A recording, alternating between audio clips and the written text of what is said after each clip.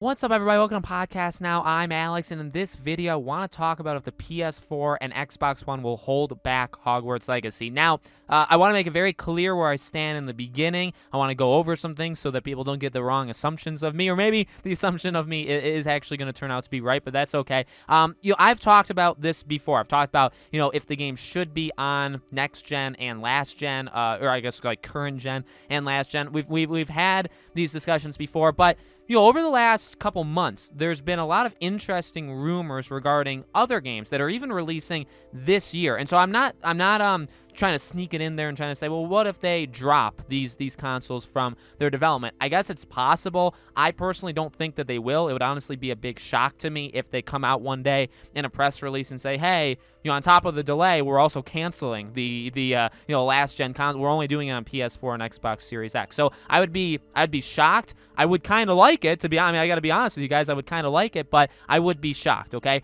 But I want to kind of put that aside. Honestly, it's not really a discussion, based off of that. I want to talk about if literally having it be on the PS4 and Xbox One is going to hurt this game. That's what we'll talk about in this video. And I want to use, again, a couple of newer games that we didn't know about in terms of a few months ago, last time we talked about this, which was probably over a year ago. I want to use those games to help us, okay? So, I'm sure this is going to upset people. This may even lose subscribers. So, to offset that, make sure if you guys haven't already, if you guys are subscribed, hit the bell icon so you guys know when all these videos go up. And we're getting very, very close to 50K. I can basically smell it. I don't know how you can smell numbers, but I can smell it. So, make sure you guys are subscribed. Hit the like button. Definitely helps this video out. All right. So, I want to say Battlefield and I want to say Call of Duty. So, what's very interesting, now there's no official confirmation for either. Let's make that very, very clear, at least at the time I'm recording this. But there's been rumors and leaks for the newest, and I know if you guys are like just Hogwarts fans, you're just Harry Potter fans, you may not even know what these games are or care. I get that. I understand. I mean, I'm not like that, but I mean, I understand it.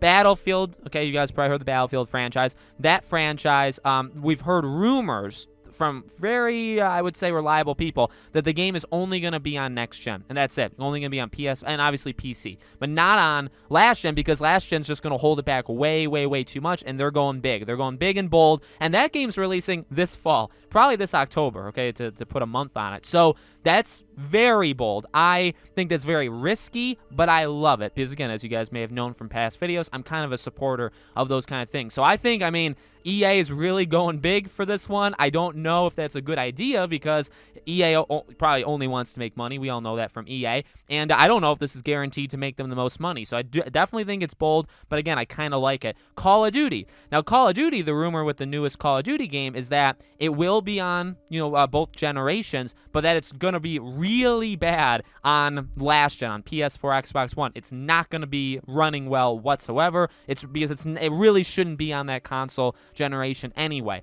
But the newest post they had when they confirmed that there is a next gen, or there is a new Call of Duty game coming out this year, they said that it's being built like next gen's really helping. I don't remember the exact quote they used, but they said with the help of next gen. So it's been rumored that it'll also come to last gen, but the talk on the way they said it almost sounded like, no, they may just drop it. You know what I mean? So again, we don't know. But again, that to Hogwarts Legacy, that's kind of what I want to connect it with. So what we've had here is two different games that are honestly in close situations with each other and Hogwarts Legacy, but also a little bit different. So Battlefield, what it sounds like with EA is they decided that no, the last gen consoles are going to hold this game back way too much. They're not even going to waste their time doing it because they will not be able to do what they want on those consoles. So they're just leaving it behind. Call of Duty, maybe they're doing that, maybe they're not. But if they are, rumor has it, the game is,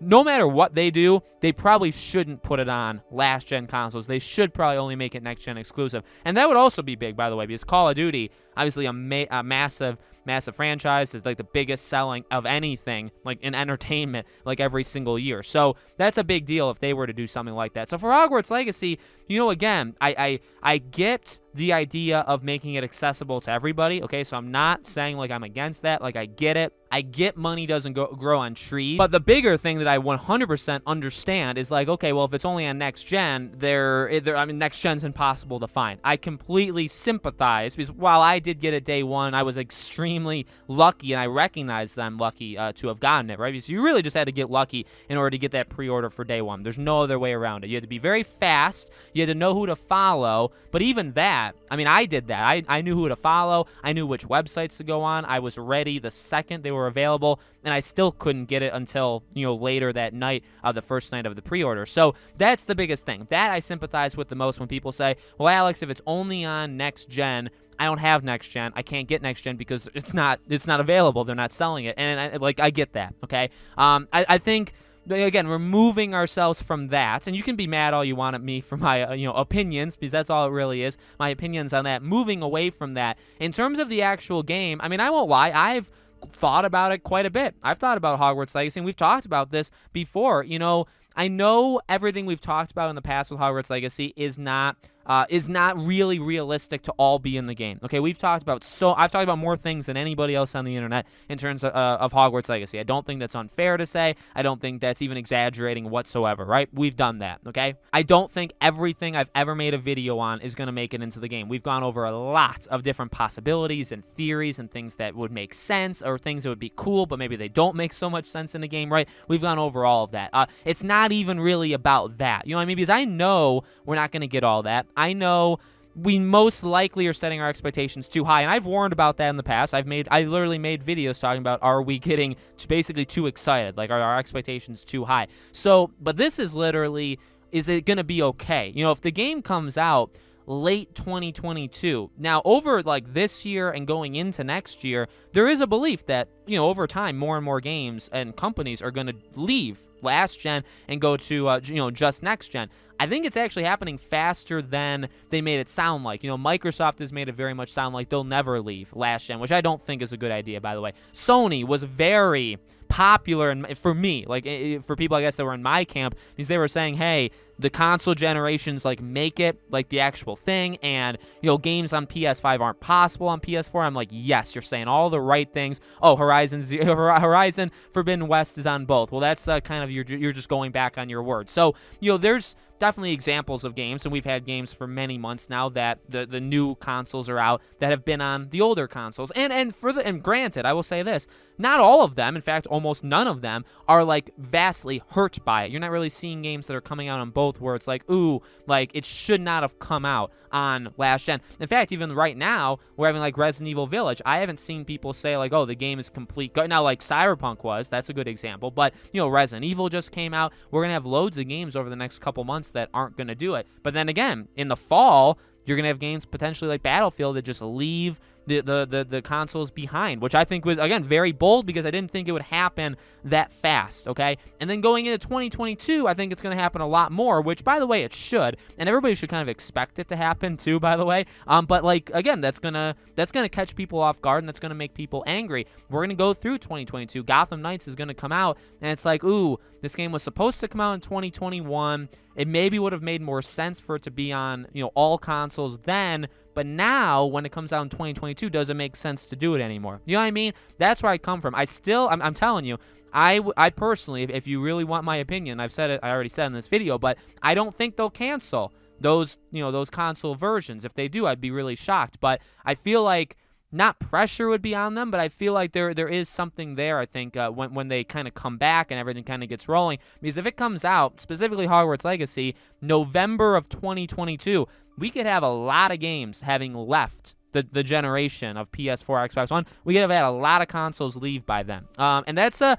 thing that happens when you're going to delay yourself a full year. If the game comes out this fall, doesn't really raise any alarms, doesn't really make anybody upset, comes out late fall next year, well, again, like, it's still as good because everybody can buy it. And again, I get that. And for sales, that's a fantastic idea and all that stuff. So, I mean, from a success point of view, it makes sense, and I kind of hope for it. But then you will have the things where it's like, well, Is it going to be optimized for both? Now, I've always looked at it from the reverse. I've always looked at it by, does last gen hurt the next gen? So does it being on PS4, Xbox One, does that mean that, now I'm going to get on PS5, does that mean the PS5 version is going to be like kind of trash? You know what I mean? Like, it's not going to be as, like, it's not going to be able to, like, the console is not going to be able to push the game as much as it could because they're focusing too much on making it run on last gen. And that's how I've always, come at this conversation. That's how I've always based my arguments in the past. Like with Horizon, my reasoning for why I don't like the idea